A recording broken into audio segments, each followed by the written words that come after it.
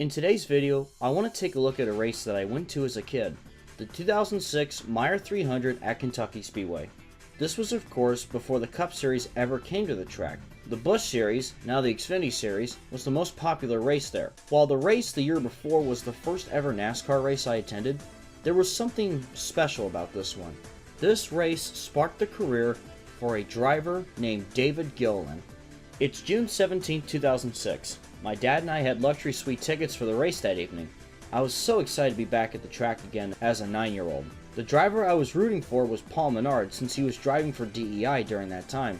This race included many of today's veterans of NASCAR like Kyle Busch, Clint Bowyer, Denny Hamlin, and Kevin Harvick, as well as retired drivers like Greg Biffle and Carl Edwards. But before I get to Gilliland, there was another moment in this race that kind of stood out that some fans might have forgotten. On lap 28, Jeff Fuller, driving for Frank Cece, was involved in a scary accident where he had swerved to avoid a spinning 38 car of the late Jason Leveler and ended up hitting the inside wall at almost full speed. His car bursted into flames and practically imploded. Luckily, Jeff Fuller was okay and conscious.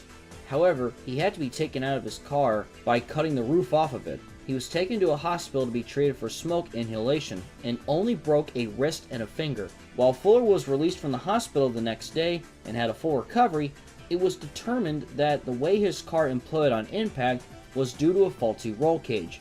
Not to mention how he hit the inside wall and how many tracks have kind of turned away from this. David Gilliland was driving the number 84 Hype Manufacturing Chevrolet for part-time owner Clay Andrews. He had shown speed throughout the night as he did start fourth in the race. In the final laps of the race, he passed NASCAR Nextel Cup rookie J.J. Yaley, who was driving for Joe Gibbs Racing, for the lead.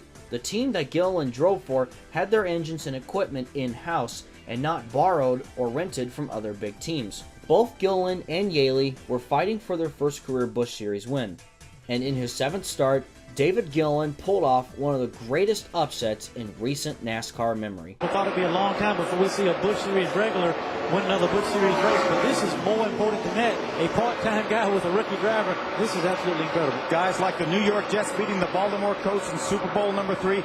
David has truly beat the Goliath of NASCAR Busch Series racing. David Gilliland wins at Kentucky. Winning the Meijer 300 as a rookie for a part-time team is something that may be seen as unheard of anymore in racing. I remember that myself, along with everyone else in the suite, were in complete shock, but were also thrilled for Gilliland. Another fun fact when I researched more about this race that I went to as a kid, David Gilliland was being mentored by former NASCAR driver Jerry Nadeau. That race, he also became the first driver that season that wasn't a full-time Cup Series driver to win a Busch Series race. This was before NASCAR implemented the rule that you have to pick one of the 3 series to compete for a title in. After what Hermie Sadler called it as the biggest upset in Busch Series history, Gilliland would end up making his first Cup start later that month for CJM Racing at Sonoma. 2 months later, he would end up with a ride at Robert Yates Racing in the number 38 M&M's Ford, replacing Elliott Sadler, who was also the cover star of NASCAR 07. He replaced Jeremy Mayfield at the 19 at Evernham. And that is a whole story of its own. Gilliland would win the pole for the 2007 Daytona 500 and finished in 8th in that race. When I went to the 2007 Aaron's 499, he actually recorded the same exact speed and time identical to Jeff Gordon's for the pole. But since Gordon had the points lead, he had the nod for the pole. Over the next few years, Gilliland would move over to different teams, including a 3-race deal for Joe Gibbs Racing in 2009, driving the 02 car.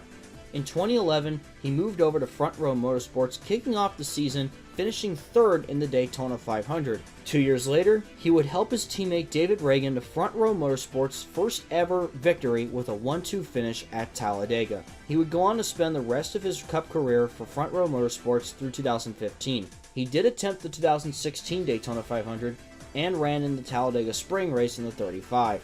The most recent Cup race he has run to this date is the 2018 Daytona 500. Since then, he ran the Daytona Truck Race in 2018 for Kyle Busch Motorsports, in substitute for his son Todd Gilliland, who was not 18 years old yet, and because of that, he couldn't run tracks that were larger than 1.25 miles. David would also become a team owner in the Truck Series, partnering with Bo Lamassus to form DGR Crosley. He ran a partial schedule in the team's 54 entry and drove the team's number 17 in this year's Daytona Truck Race back in February.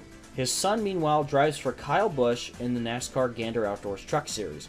And that is a quick story of how a race I went to as a kid ended up making a career for David Gilliland. While Gilliland may not have won another race again after that in 2006, it does prove that sometimes one race can change your entire racing career forever. I hope you guys have enjoyed this video. Thank you so much for watching, and I'll see you in the next video.